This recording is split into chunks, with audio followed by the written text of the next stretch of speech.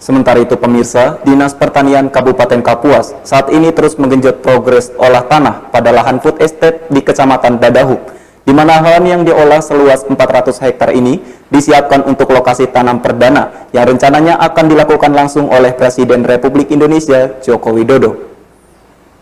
Pelaksana tugas Kepala Dinas Pertanian Kabupaten Kapuas, Aswan mengatakan, saat ini pihaknya berusaha maksimal untuk memacu percepatan olah tanah di lahan seluas 400 hektar yang ada di Kecamatan Dadahuk.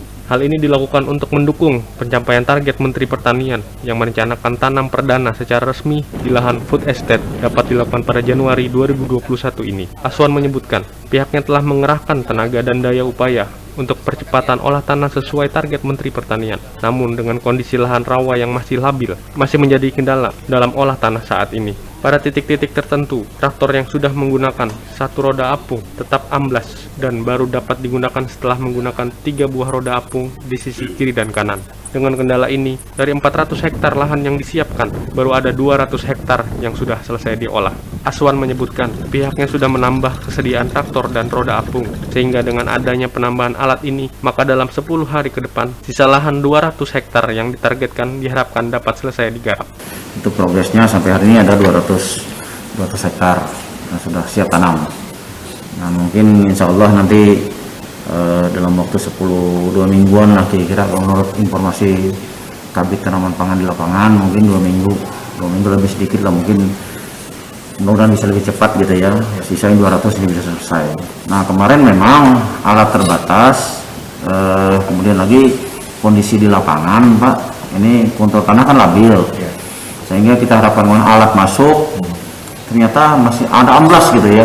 Kemudian sudah kita siapkan ban apung kiri kanan, masih ada spot-spot tertentu yang amblas. 3 ban apung kiri kanan itu untuk menopang alat itu sehingga bisa berjalan lancar. Jadi kelihatannya sampai 3 baru bisa. Tapi tidak semua ya, ada spot-spot yang ada harus 3 ban apung, ada yang 2, ada yang 1. Nah, ini kendala di lapangan, dan itu tidak bisa kita prediksi ya.